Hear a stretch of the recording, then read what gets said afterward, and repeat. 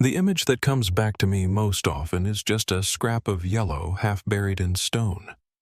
It was one of those high country afternoons when the light is thin and metallic and every small sound carries a little too far. Gravel shifted under my boots, dry and powdery, and that bright strip of fabric lay there crushed flat under a fan of gray rock, as if the mountain itself had tried to swallow it and missed a piece. There was no wind in that pocket of the canyon, just a stillness that made my own breathing sound loud in my ears. Someone beside me said something. I remember the murmur of a voice, not the words, and cameras clicked somewhere over my shoulder, but all I could see was that yellow creased and dust-choked where no color like that should have been. It looked almost soft against the rough edges of the stone, like a campfire ember gone cold. I remember reaching out my fingers, stopping just short of the fabric, feeling the grit in the air and the way the world seemed to narrow to the size of that one small square. Even now, when I close my eyes, I can feel the way the sun hit the back of my neck and left the front of me in shadow, as if the canyon had turned into a tunnel and that bit of canvas was the only light inside it. Before I go any further, tell me where you're listening from and follow if you believe some names should never fade. Most nights now, I sit at the kitchen table with the lights turned down low and the back window cracked just enough to let in the smell of pine from the yard. The house is quieter than it used to be. The old clock above the stove sounds louder and the refrigerator hum feels like a steady, distant engine running somewhere under the floor.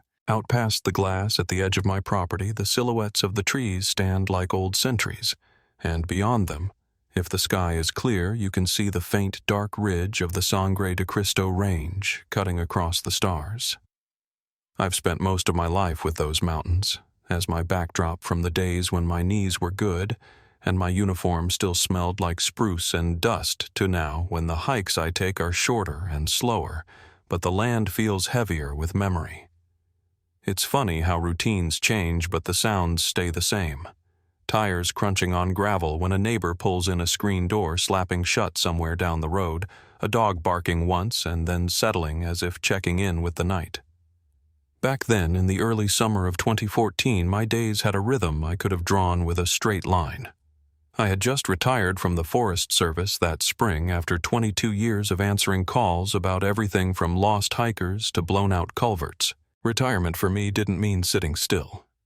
It meant I traded radios and briefing sheets for small chores and slower mornings. I'd be up before the sun anyway, out on the front porch with a mug of coffee warming my hands, watching the sky go from washed-out gray to that clear high country blue as the sun lifted over the ridge.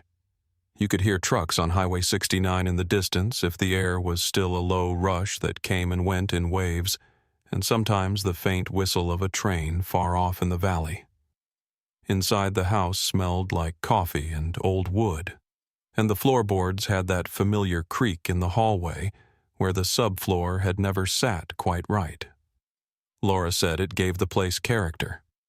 I always thought it sounded like the house clearing its throat. Laura's days were busier than mine. She was an architect based out of Boulder, and while she mostly worked at a small office downtown, she brought half the projects home in her bag. Our dining table had long ago surrendered and become her drafting surface rolls of paper-thin mechanical pencils, those little triangular scales, and always a cup of tea gone cold within arm's reach. If the windows were open, you could hear the wind move through the tall grass out back while she stood over a drawing, one hand on her hip, the other tracing invisible lines in the air before she committed them to the page. She wasn't loud by nature, but when she was thinking, the whole house seemed to lean in around her.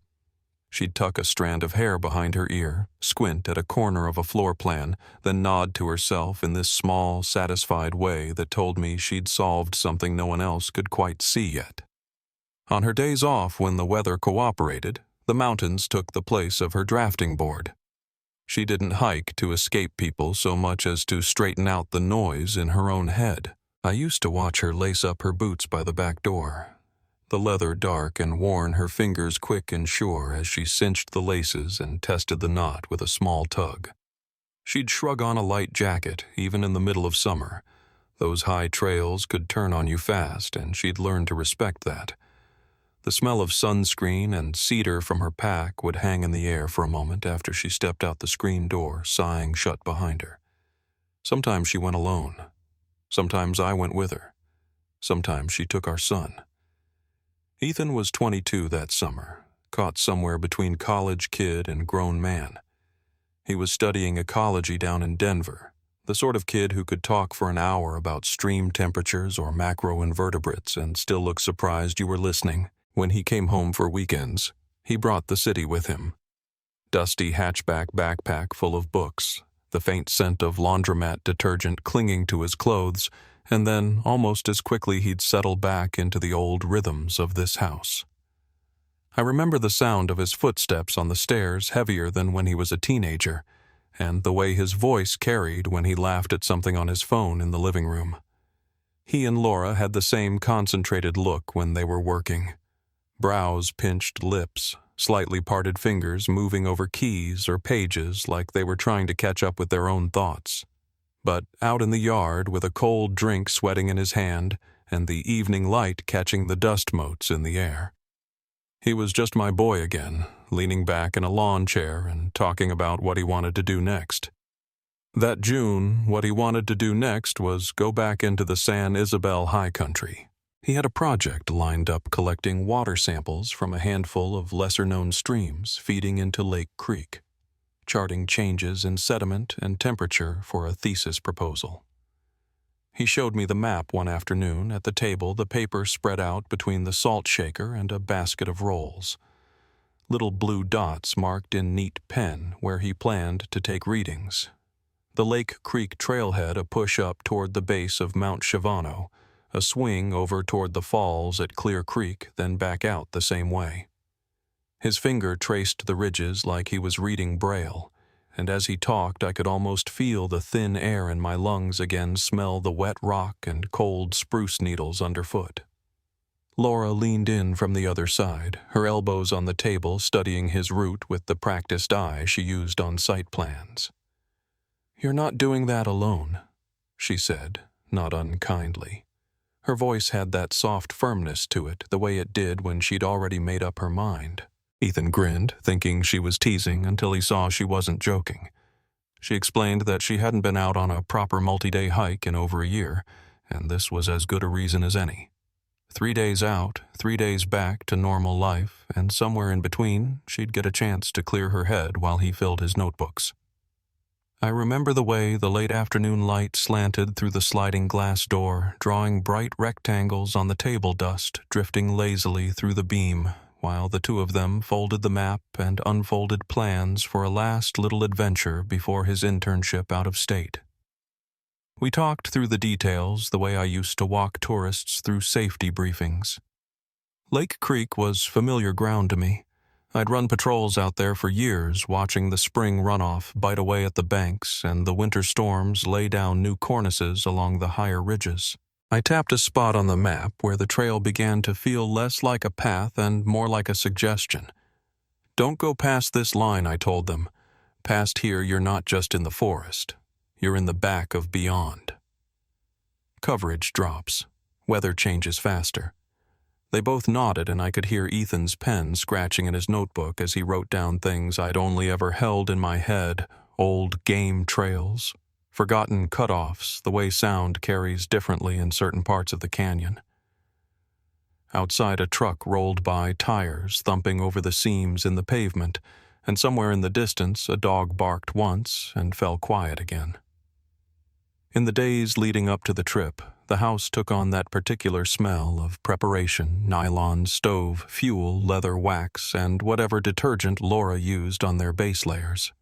Their packs leaned against the wall by the mudroom half-zipped straps, looped over each other like they were already eager to go. I watched Ethan check his water filter twice, then a third time fiddling with the cartridge until he was satisfied. Laura lined up small labeled sample bottles in a plastic bag, her handwriting tiny and precise, LC1, LC2, LC3. At night, after they'd gone to bed, I'd walk past the gear and run a hand along the fabric of a sleeping bag, feeling the synthetic loft spring back under my fingers, remembering nights when my own pack had waited there for the morning. The floor was dusty with tracked-in dirt, the good kind that smelled like distant rain when you swept it into a pile. Our neighbor Rachel noticed the activity. She came over one afternoon with a plate of peach cobbler still warm from the oven, the sweetness of cinnamon and fruit trailing in with her as she stepped through the door. She set the plate on the counter and looked at the growing stack of gear with that half-smile people get when they're happy for you, and a little worried at the same time. "Headed out again?" she asked, wiping her hands on a dish towel, her silver bracelets chiming softly. Laura told her the plan quick and matter-of-fact, like she was reciting a grocery list. Rachel nodded, but I saw her eyes flick toward me for a second longer than they needed to, a question in them she didn't quite put into words. I shrugged it off at the time, chalking it up to the way people around here always think of loose rock and sudden storms when they hear the word canyon. The night before they left, the air cooled down faster than usual. We ate dinner with the windows open, the smell of grilled chicken mixing with juniper and the faint tang of someone's fireplace starting up early in the season. Ethan went over his checklist out loud at the table stove: filter, topo maps, extra socks, while Laura listened and chimed in with the occasional reminder about batteries or first aid tape. The conversation drifted from logistics to his internship, then to a movie Laura wanted to see when they got back, something she'd circled in the paper. I remember thinking how ordinary it all felt, the clink of silverware, the low hum of the refrigerator, the way the overhead light buzzed now and then, like it was considering burning out, and then thought better of it. After the dishes were washed and stacked, I stepped out onto the back porch and could feel the temperature dropping, a light breeze slipping under my shirt and carrying with it the faint smell of distant rain that never quite arrived. They pulled out before sunrise the next morning. The sky was still dim, the eastern horizon just beginning to glow pale blue, and the grass in the yard glittered with a thin layer of dew. Their headlights swept across the living room ceiling as they backed down the gravel drive, the crunch of tires loud in the quiet. I stood in the doorway, one hand on the frame, watching Laura adjust the rearview mirror, while Ethan fiddled with the radio, little bursts of static spilling into the cool air when he flipped stations. She looked up, caught my eye, and lifted 2 fingers in a small wave. I lifted mine back. The exhaust from the SUV hung in a faint cloud white against the darker road before dissolving as they headed toward town and the highway beyond. The day passed like most days do when you're waiting for something and trying not to make a big deal out of it. I puttered in the shed, the smell of oil and sawdust thick in the still air, fixing a loose hinge and sharpening a dull mower blade I'd been ignoring. Mark, my old supervisor from the service, called to ask if I'd heard about a new trailhead parking issue over near Hermit Pass, and we ended up talking longer than we needed to, swapping complaints about tourists who left fires half out and bottles in the ditches. Every so often my eyes drifted to the clock on the wall, doing the quiet math of where on the trail they'd be by then, how the light would look filtering through those tall pines at midday. By late afternoon, the heat settled in, and I closed the shed door against the brightness, stepping back into the cooler dim of the house, where the air smelled faintly of coffee grounds and lemon cleaner. It was early evening when my phone buzzed on the counter. I was rinsing out a mug in the sink, warm water running over my hands, the sound of it steady and soothing, when the vibration rattled against the laminate. I dried my fingers on a dish towel and picked it up.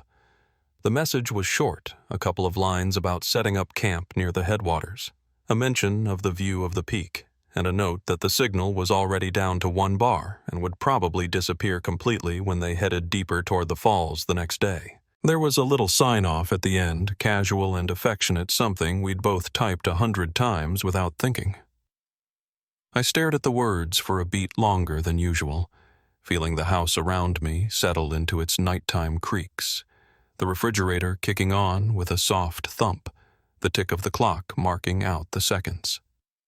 Out the back window, the last of the light was draining from the sky, leaving the mountains as a single dark shape against a deepening blue. I set the phone back on the counter. left the porch light on a little longer than I needed to, and listened to the quiet as it thickened heavier somehow, like the pause between one breath and the next. The next morning started quietly enough, the way most mornings do after loved ones head into the mountains. I remember waking before sunrise, feeling that thin, early light press through the blinds and settle across the bedroom carpet in soft gray stripes. The house had that hollow stillness it takes on when half of it is gone. Even the air felt different, cooler somehow, as if the rooms were holding their breath. I made coffee the same way I always did, poured it into the same chipped mug, and stood at the kitchen window watching a couple of crows pick at the gravel near the fence line. Nothing seemed out of place. Not yet. The day stretched ahead of me like an empty trail, familiar and harmless, and I told myself it would stay that way. It wasn't until mid-afternoon, when the heat had settled over the yard and the cicadas started their steady racket in the cottonwoods, that a small shift worked its way under my skin. I had my phone on the workbench beside me while I tightened a loose bolt on the old lawnmower. Every so often I'd glance at the screen without really thinking about it, waiting for a message I hadn't asked for. They weren't due back for another day and a half, and I knew that. Still, I caught myself listening for the vibration the way you listen for a kettle left boiling in the next room. Nothing came. Just the faint hum of the porch light behind me and the smell of warm oil rising from the mower. Around 5, I tried calling Laura's phone, not because I expected her to pick up, but because it gave me something to do. The call didn't connect. Just that dull silence on the other end, the kind that reminds you how quickly the mountains swallow a signal. No surprise there. I set the phone down, wiped my hands on my jeans, and went back to the mower. But a part of me, the part that had walked those trails for decades and knew their moods, the way you know a scar on your own hand, felt a small, familiar pinch of unease. It wasn't fear. Not yet. Just a quiet tightening in my chest, like a warning whispered too softly to catch cleanly. As evening came on, I kept going through the motions, sweeping the porch, checking the mail, bringing in the trash bin. Ordinary things, small things, each one making the yard look settled and lived in.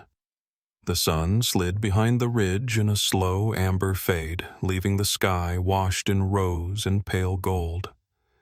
I grilled a little chicken set, a plate out for myself, and tried not to notice how large the table felt, with only one chair pulled out. The sliding door was open just enough to let in the cool mountain breeze. It carried the scent of pine and somebody's barbecue smoke drifting from a house down the road. I sat there eating, listening to the low hum of the old kitchen fan, waiting for the moment when I'd feel silly for worrying. That moment never came. When the light began to drain out of the sky, I stepped onto the back porch with my phone in hand. The air had taken on that crisp edge it gets at altitude after sundown, a kind of clean bite that wakes you up all at once. I tried calling both of them this time first. Laura, then Ethan. Nothing. Not even the partial ring you sometimes get when a phone flickers in and out of service. Just silence. I leaned on the railing and looked out at the stretch of darkening fields, the tall grass moving in the wind like a slow tide.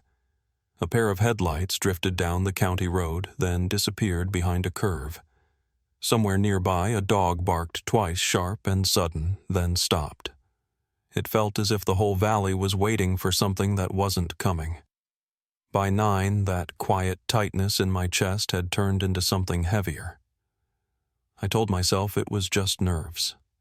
I told myself I'd seen this 100 times when I was a ranger hikers running behind schedule, a day stretching longer than expected, someone losing track of time at a vista or a creek crossing. But those cases were other people's families. It's different when the hours start sliding past and the names echoing in your head belong to your own wife and son. I sat at the table with the map they'd left behind, tracing their route with my fingertip. Lake Creek trailhead. Up past the headwaters, toward the falls. It was familiar ground, but familiarity isn't the same thing as safety. Not out there.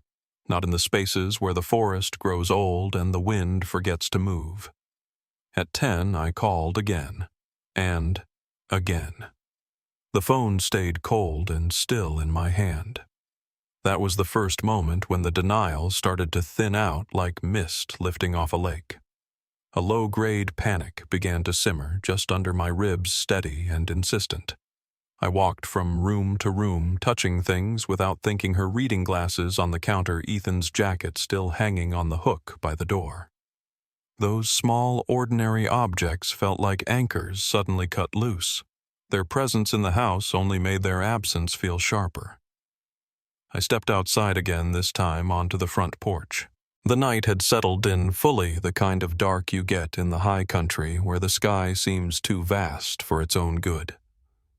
The porch light hummed quietly, drawing a small circle of warm yellow on the planks beneath my feet. Beyond that circle, everything fell away into shadow. I could see the silhouette of the barn across the road, the roofline just visible against the starlit sky. The breeze carried the smell of sage and dust, and somewhere far off, maybe a mile or two, a truck shifted into a lower gear as it climbed toward town. I tried telling myself they'd just turned in early. Maybe they had a long day and wanted sleep more than anything. Maybe their phones were both out of reach, or both dead. I tried all the maybes I could think of. But the truth, an uncomfortable, creeping truth, was that Laura always sent a quick word when she reached a new camp, even if it was just a few words on a weak bar of signal, even if it took her 5 minutes to find the one spot on a ridge where a message would squeeze through. She knew I worried. She always tried to spare me that. By 11, I had pulled out my old field gear headlamp boots pack, more out of instinct than decision. I didn't plan to hike out there in the dark. I wasn't reckless enough to pretend the forest would welcome me at that hour. But my hands kept moving, checking the batteries, tightening the straps, preparing for something I wasn't ready to name. I kept checking the driveway, certain for no good reason that their SUV would appear at any minute, headlights sweeping across the gravel like they always did when they came home late from a long drive. It didn't. Around midnight, I stepped back onto the porch and stared at the sky. The stars were sharp and cold, scattered across the black like frost. The air felt thinner than usual, as if I needed to take deeper breaths just to keep the fear from climbing higher. A part of me kept whispering that this was nothing that morning would bring a text explaining everything. Another part, the part that had spent 22 years answering calls about overdue hikers, knew this was something. Very early the next morning, before the sun even thought about rising, I grabbed my keys and headed for the truck. The gravel under my tires crackled in the darkness as I pulled out of the driveway. The world felt stripped down to sound and shadow, pine silhouettes, a flicker of yellow road paint the low rumble of the engine beneath me. I didn't put on the radio. I just listened to the quiet and tried to keep my mind from jumping ahead to places I wasn't ready to go. The drive to the Lake Creek trailhead isn't long, but that morning it felt like a lifetime. The highway was empty except for one long-haul truck headed south, its taillights fading until they looked like 2 red stars blinking out. When I reached the forest road, the sun was only a faint suggestion behind the mountains, a thin band of pale blue that barely belonged to morning. Dust trailed behind the truck in soft clouds, catching in the headlights like smoke. When I pulled into the trailhead lot, their SUV was sitting exactly where they'd left it, angled neatly between 2 ponderosas.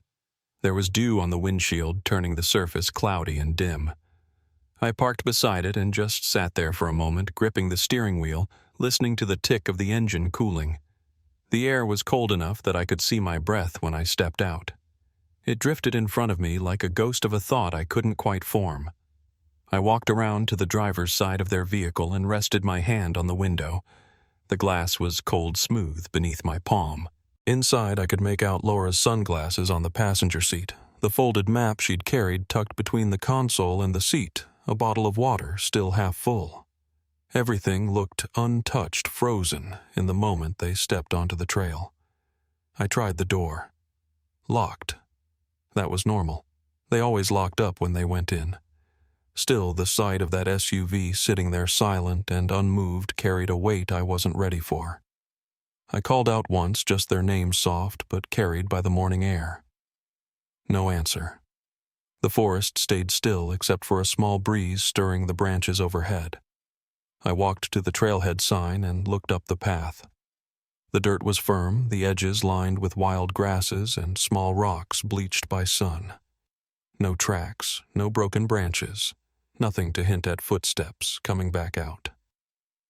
I took a few steps up the trail, just enough to feel the earth under my boots, that familiar mix of dust and pine needles. The air smelled of cold water and tree sap. A jay screamed somewhere deeper in the woods, the sound sharp and lonely. I stood there a while, convincing myself they were just running behind. Maybe they'd taken a long detour for his water samples. Maybe they'd overslept. Maybe they'd be walking toward the trailhead right now, laughing at how I'd worried. But every maybe felt thinner than the one before it, like a rope fraying in my hands. I kept scanning the tree line, half expecting to see their silhouettes appear out of the shadows. They didn't. When I walked back to the SUV, the sun had climbed a little higher, casting long streaks of gold across the lot. The quiet felt too big, too hollow. I leaned against my truck, trying to slow my breathing, trying to cling to the idea that this wasn't anything more than a delay, that they were fine, that mountain mornings sometimes move slower than the clocks we keep at home. But then I heard it, the faint crunch of tires on gravel. I turned toward the sound. A white sheriff's cruiser was pulling into the lot, dust lifting behind it in soft waves. It rolled to a stop beside my truck. The engine clicked as it cooled. The door opened and a deputy stepped out. He didn't say anything at first. He just removed his hat, holding it against his chest as the morning light settled across the empty trail behind me. The deputy didn't say anything at first, just stood there in the growing morning light with his hat in his hands, the brim turning slowly between his fingers. I could hear the soft tick of his cruiser's engine cooling and the faint rush of the creek somewhere beyond the trees. When he finally spoke, his voice was low and steady, the kind of tone meant to keep a man from falling through the floor. Within minutes, he was on the radio calling for backup, and the quiet parking lot that had belonged only to me and the rising sun suddenly felt too small for what was coming. Another cruiser pulled in, then a third, their tires grinding over the gravel as they eased into place.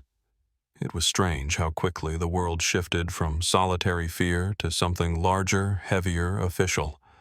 A deputy handed me a bottle of water I didn't remember asking for, and the cold plastic shocked my palm enough to remind me that this was real. Not a delay, not a misunderstanding.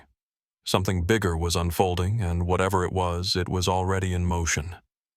The first ranger truck arrived with lights cutting through the dim morning haze.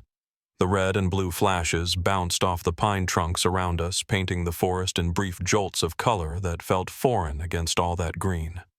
I watched men I'd worked beside for decades step out in their heavy boots, their radios clipped to their shoulders, their faces sober but alert.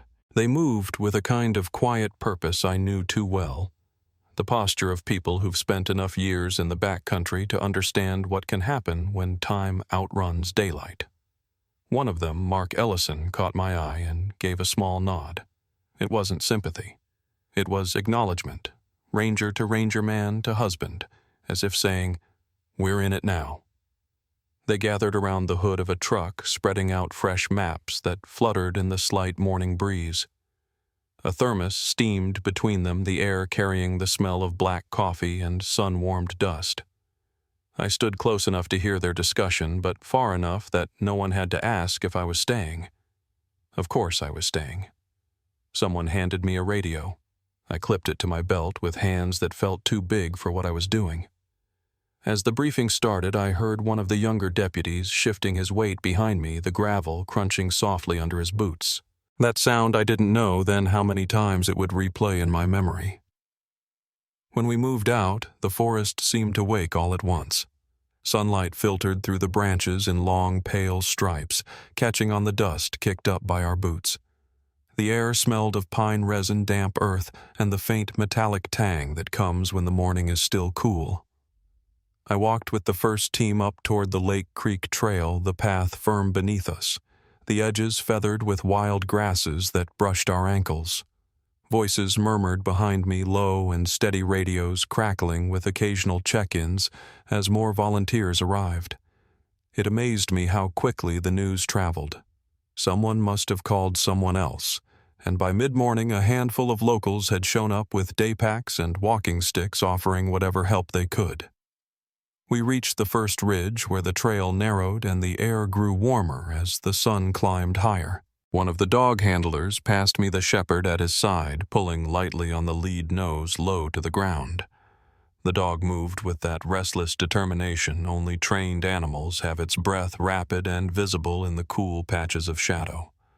For a moment, watching it, I felt a small surge of hope. If there was a trail, that dog would find it. If there was anything left to track. Footsteps, sweat, a dropped scrap of fabric, it would know. But a few minutes later, the handler shook his head, subtle but unmistakable, and the dog circled back, nose twitching, as if the scent simply evaporated. That was the first sign something was off. Not wrong yet, but off. A scent trail disappearing was odd for a place like that where the air was clean and undisturbed. I tried to reason it out, wind shifting too much time, passing the trail, crossing a patch of rock where the scent broke. But deep down I felt that tiny pinch of unease tighten just a little more. The team split off, each heading toward different forks of the canyon. I stayed with the group, searching the route Laura and Ethan had planned to take. We found a few small things along the way, scuffed dirt, suggesting heavier foot traffic than usual, but it could have been anyone. A broken branch that looked newer than the rest, though no one could say for sure when it snapped. Once halfway up the slope, a volunteer pointed out a partial footprint in a soft patch of soil. It was small, possibly a woman's, but the tread didn't match Laura's boots, and after a closer look, we realized it had dried unevenly, probably left days or even weeks earlier by another hiker passing through. Every almost clue seemed to dissolve in the air between us, thin as smoke. It was maddening in its own quiet way, finding pieces that didn't fit any puzzle we could name. As the day wore on, helicopters from the county arrived, sweeping the canyons with their slow, methodical arcs. The sound of their rotors rolled across the ridge like distant thunder. I've heard that sound 1,000 times during search seasons. But that day, something about it felt heavier, like it was pressing down on the bones of the valley. I watched as the aircraft dipped low over the tree line, sunlight flashing off the belly in brief bursts. Everyone paused to listen when the pilot relayed each pass over the radio. Nothing spotted. No movement. No heat signatures. Just trees, rocks, and the same unbroken silence. Back at the trailhead, the maps on the truck hood were filling with grease pencil marks, circles around cleared areas, arrows pointing to ravines. We needed to check again. Dashed lines showing the routes teams had taken. The afternoon breeze tugged at the corners of the maps, making them flutter against the metal. Someone anchored them with a thermos and a handful of stones. The air smelled of sweat and dust, and every time a volunteer returned, boots crunching across the gravel, you could see the questions in their eyes before they said a word. People started talking in low voices as the hours dragged on. Some whispered old local stories about hikers wandering off trail into parts of the forest that didn't forgive mistakes. Others offered logical explanations. Twisted ankles, a wrong turn. Maybe they found a sheltered spot and were waiting it out. But the tone in those voices wasn't confident. It was hopeful, and hope can sound a lot like fear when you're trying too hard to keep it alive. At one point, a deputy walked over holding something small between two fingers. My heart kicked once hard before I saw what it was, a plastic wrapper from an energy bar. It wasn't theirs. I knew the brand they packed. This one was different. Still, for a few seconds, everyone stared at it like it might hold an answer. Then the deputy dropped it into a separate evidence bag and gave a slow shake of his head. Another dead end. By late afternoon, the sun had dipped just enough to cast long, thin shadows across the canyon floor. The air cooled again, carrying the scent of distant water and the faint rustle of leaves high above us. I stood near the base of a large boulder, running my hand along the rough grit of its surface, trying to anchor myself to something solid. I kept thinking about that last message Laura sent, the mention of the view, the way she said not to worry. People always imagine their last exchanges with loved ones ending on profound words, but sometimes it's something simple. A reassurance. A habit. As evening crept closer, the Rangers decided to sweep the slopes once more before losing the light. I went with a smaller team this time, following a narrow game trail that cut across the hillside. The branches brushed lightly against my arms, the dry needles leaving faint scratches on my skin. The radio on my belt crackled now and then with updates: another area clear, another team checking a side ravine. Every report felt like another inch of ground falling away beneath us. No footprints, no torn fabric, no sign of a camp beyond the trailhead. Nothing. That kind of nothing is its own kind of message, a message I didn't want to read. By the time we returned to the trailhead, the first stars had begun to prick through the deep blue above the trees. The parking lot was tinged in silver from the rising moon, and the scent of cooling earth drifted through the air. Volunteers were packing up their gear for the night, moving slowly, tired but unwilling to leave until the last order was given. A few of them stopped to pat my shoulder on the way out. Their hands warm, their eyes reflecting the kind of sympathy that doesn't need words. I stayed near the SUV for a long while, my hand resting on the doorframe, feeling the cold metal under my palm. The forest felt different now. Still the same trees, same wind, same quiet. But something had shifted beneath it, subtle and unsettling, like a whisper you catch but can't quite understand. The headlights of a departing truck washed briefly over the canyon mouth, then disappeared, leaving everything dim again. I was about to turn back toward the ranger truck when a voice came over one of the radios, sharp enough that several of us lifted our heads.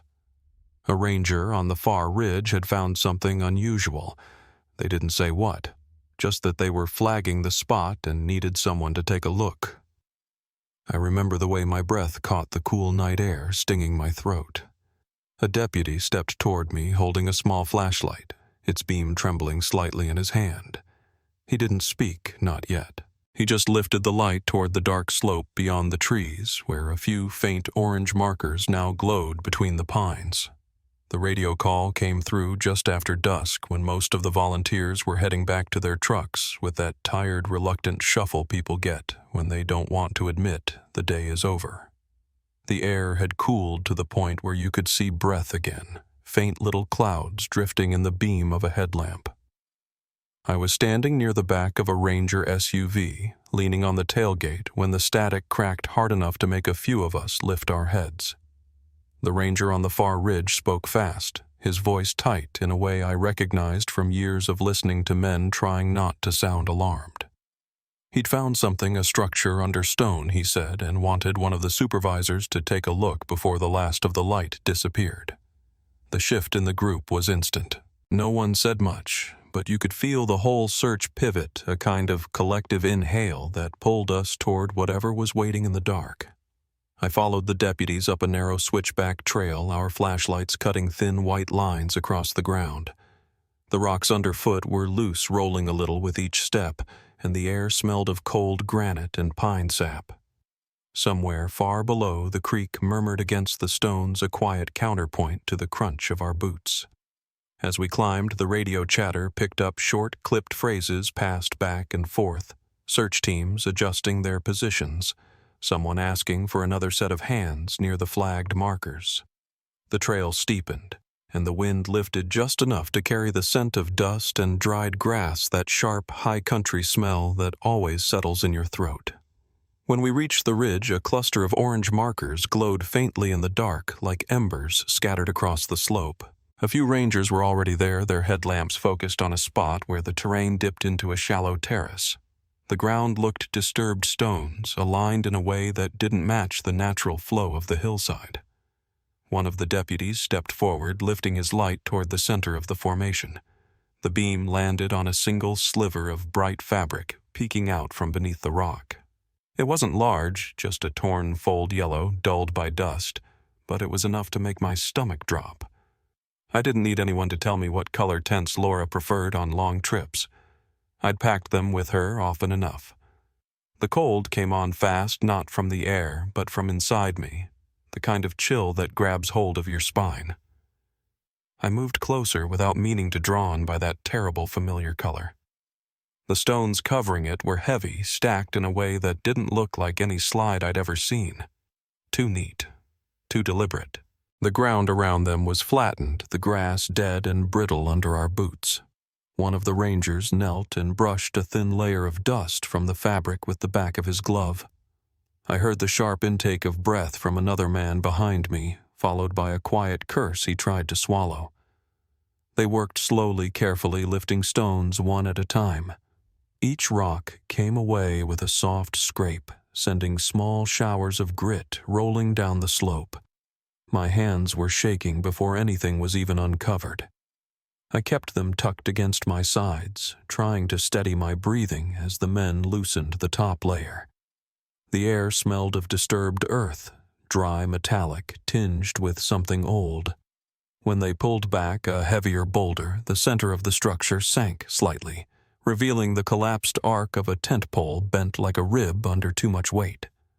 A few of the deputies exchanged glances they didn't voice out loud.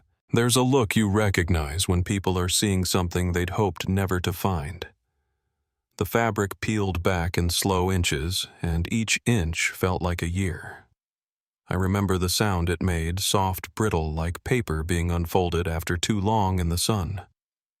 Inside, dimly lit by our headlamps, were the shapes of belongings arranged the way campers leave them when they expect to return at the end of the day.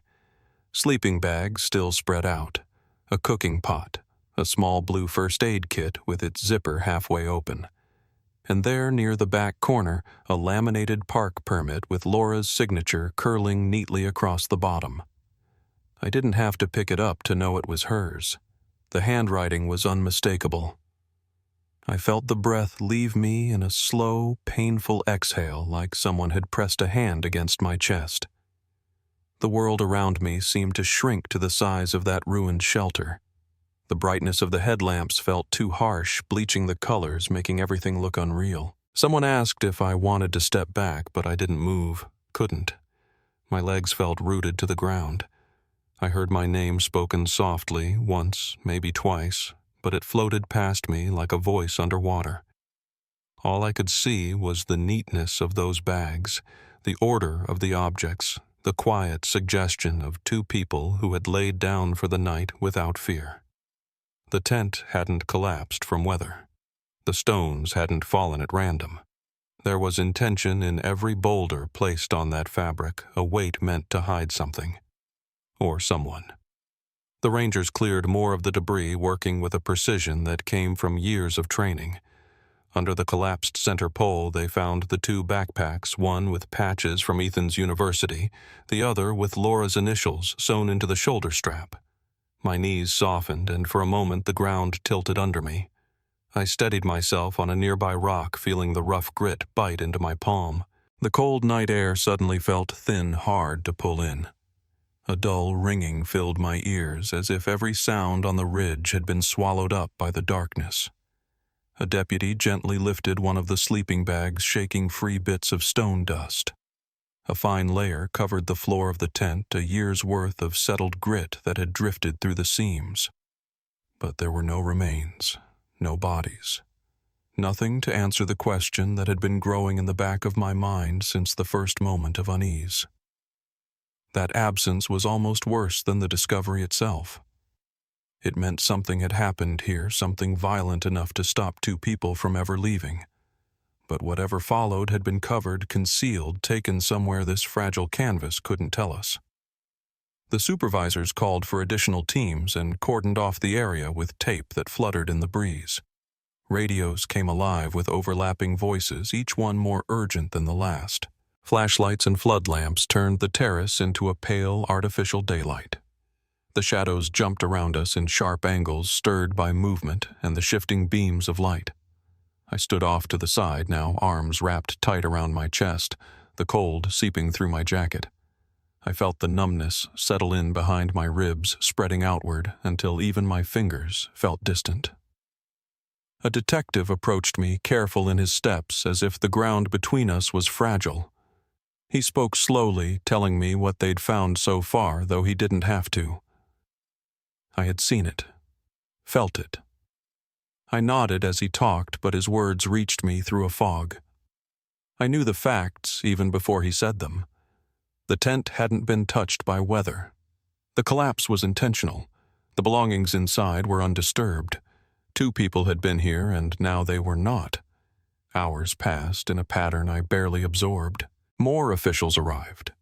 County investigators, members of the state lab people with heavy cases full of tools and cameras.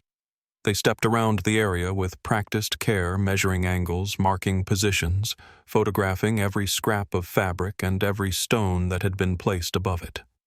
Each click of a camera shutter felt like a nail being tapped into a board. The cold deepened, pressing against the fabric of my coat, creeping through the seams. Someone brought me a blanket from the back of a rescue truck, draping it over my shoulders with a quiet gentleness that nearly broke me open. When they uncovered the small evidence bag's items that a day earlier had belonged to my family without question, my breath came shallow again. A ranger held up a familiar lens cap, scratched along one edge. He didn't hand it to me. He just showed it, letting me see enough to know. Another deputy sealed a phone case into a bag, the faint worn pattern on the back unmistakable. These weren't random finds scattered in the mountains. They were pieces of my family's life collected in a place they never meant to leave behind. At some point in the night, the FBI arrived. I remember the way their jackets caught the light from the flood lamp's bright yellow letters against navy fabric. They moved with careful deliberation, conferring with the county team, examining the piles of stones, documenting the tent's position from every angle.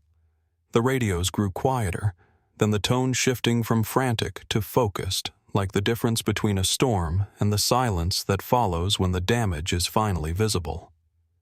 A special agent spoke with me privately, his voice steady, his words measured. He didn't speculate, he didn't offer comfort. He simply laid out what they knew. So far, the shelter had been covered intentionally. The belongings inside indicated no rush or panic, and the absence of bodies pointed to an event that had unfolded quickly, then been hidden with equal speed. The truth behind all of it was beginning to take shape, though no one said it aloud. They didn't have to. I'd lived too many years in these mountains not to understand what we were standing in the middle of a crime scene. I felt the grief settle into me like cold water filling a basin. There was no sudden collapse, no cry or outburst, just a quiet tightening, a slow, steady weight that pulled everything inside me downward. I remember looking out at the tree line, their dark silhouettes standing silent against the night sky, and thinking how small the human world felt in a place like this.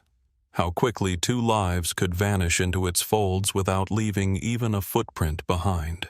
When the supervisors finally called the search for the night, the ridge was bathed in an eerie half-light. Flashlights, dimming lamps being switched off one by one, leaving trailing shadows in their wake. Deputies spoke in low voices as they packed up equipment, their breath visible in the air. I stayed until the last marker flag flickered out, unable to step away from the place where everything I'd feared for days had crystallized into fact. This patch of ground, these stones, this torn fabric, they weren't just evidence. They were the line between before and after.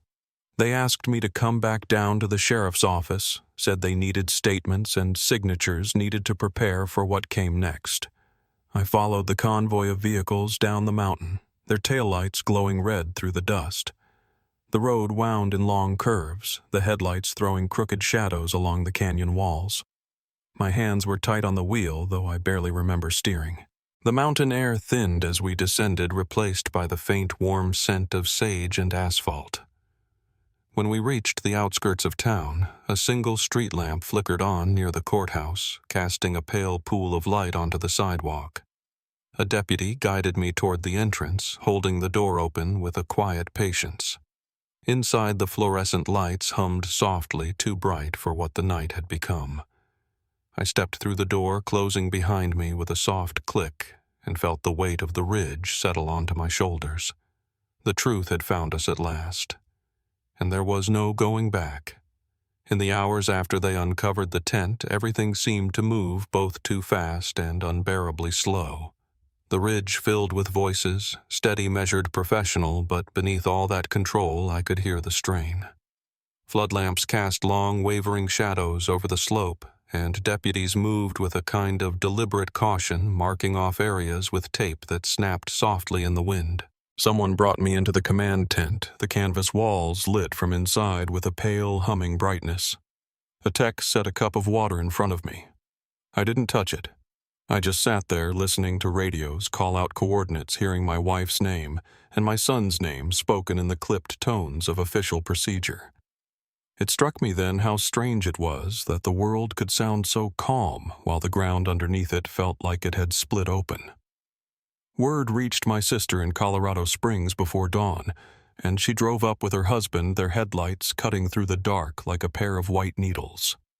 When they stepped out of the car, their faces were tight and pale, and my sister wrapped her arms around me before I could say anything. She smelled like cold night air and the faint perfume she always wore to church. I didn't break down.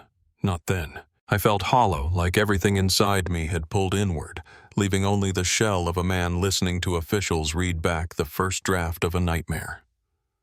By mid-morning, the news had reached town. Westcliff is small, the kind of place where folks hear trouble long before they see it. When I stepped into the sheriff's office for another round of questions, a handful of neighbors were waiting in the hallway, quiet, solemn hats in their hands. Old Harold Connor from the feed store squeezed my shoulder, his grip surprisingly strong. Rachel Pierce stood near the door, her eyes red-rimmed, clutching a container of soup she'd brought because she needed to do something with her hands. Their kindness sat heavy on me. I remember wishing I could be alone for 5 minutes and wishing I didn't have to be alone at all. The investigators laid out what they believed had happened piece by piece, building a picture from fragments of fabric, disturbed stone, and missing equipment. It felt strange to hear someone explain your own life back to you in the past tense. Stranger still to realize that the story didn't end at that buried tent. It opened outward into something darker. Within a few weeks, federal agents connected the evidence to a pair of brothers who lived off the grid near the forest boundary, 2 men whose names had been whispered around the ranger station more than once over the years. Folks talked about their temper, their drinking, their habit of treating the national forest like it was their personal backyard. When deputies served the warrant at their place, they found enough stolen gear to stock a small outfitter's shop, and tucked among the mess were the things I recognized at once: Ethan's old camera lens with the scratch near the mount, the phone case Laura had covered with a weathered sticker from a Yellowstone trip years before. The arrests came quickly after that, though justice never feels fast when you're waiting for it with empty hands. I sat through the hearings in a quiet aisle of the courtroom, the air inside heavy with recycled heat and the scent of old paper. One of the brothers, Dale, spoke in a voice so thin it barely carried telling the story as he remembered it. It wasn't a confession meant to ask for forgiveness. It was a deal, a trade for a slimmer sentence, but the truth in his words still landed like stones. He described the shots, how his older brother fired without checking his aim, how panic overtook him when they realized what he'd done, how the attempt to hide the evidence turned into a frantic, clumsy burial under rocks. I listened without moving. The benches creaked. Someone coughed softly behind me. The prosecutor's pen scratched across the table. Every sound stamped itself into my memory. When the verdict came, it was read in a monotone that didn't match the weight of it. Life for the older brother. 25 years for the younger. The judge's gavel landed with a dull thud that seemed to echo far longer than it should have. People filed out slowly, speaking in hushed voices. I stayed in the room until it emptied, staring at the grain of the wood below my hands.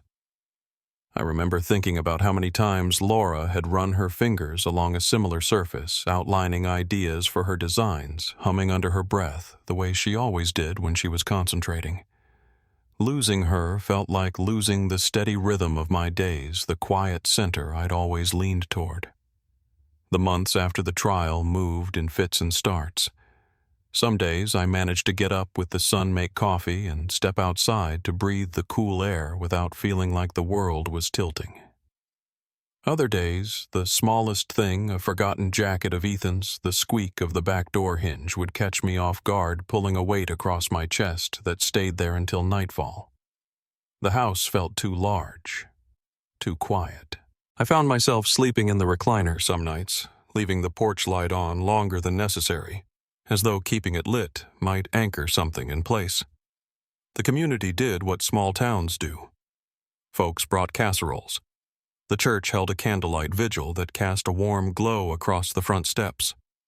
Volunteers from the search teams stopped by now and then, not to talk about the case, but to sit with me on the porch while the sun set behind the ridge. They'd talk about weather or elk sightings or broken fence lines.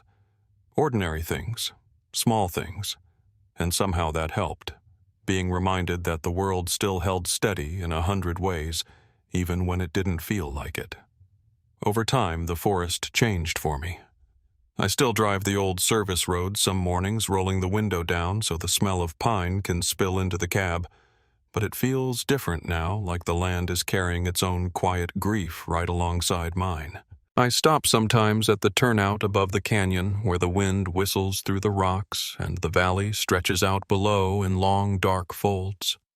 I stand there with my hands in my pockets, feeling the cold settle in my bones, letting the silence wash over me. It's not peace, not exactly, but it's something close to acceptance.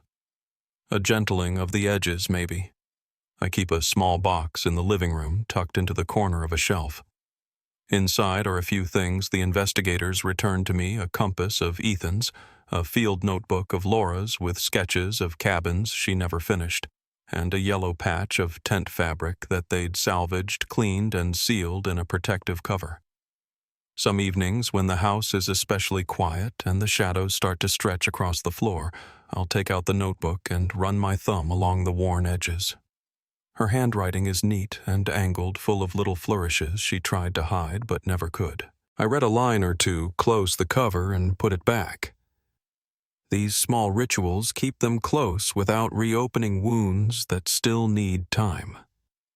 People sometimes ask me how you live with something like this. I never have a tidy answer. You don't overcome it. You don't move on. You learn to weave the loss into the fabric of your days so it doesn't choke the life out of the moments that still matter. You find new ways to fill the quiet. You learn to trust the sun to rise again even when the night feels endless. And you hold on to the memory of the ones you loved, not the tragedy, not the headlines, but the warmth of their presence, the sound of their voices, the way they moved through the world before the mountains took them. What stays with me most is a moment from years before all this happened. We were hiking a ridge near Cottonwood Creek, just the three of us, when a storm rolled in faster than it should have. Laura stood at the edge of the overlook, her hair whipping in the wind, pointing out the way the clouds curled like smoke in the distance. Ethan stood beside her, bouncing on the balls of his feet, excited by the thunder rumbling across the valley. I was a few steps behind, watching them with that quiet pride you feel when the people you love are lost in something beautiful. The light that day was strange gold along the ridge gray in the valley, the air warm and cool at the same time. I carry that moment with me like a photograph, clear and vivid, untouched by the years that followed. It's strange how memory can be both a burden and a gift. Some nights it keeps me awake replaying the sounds of radios cracking through the dark. Other nights it lets me fall asleep to the picture of them standing side by side, framed by a sky that didn't yet hold any hint of what was coming. That's the image I return to when the weight of everything feels too much. The wind, the ridge, their silhouettes against the fading light. If you're still here with me, let me know where you're listening from. and follow the channel so these stories are never forgotten.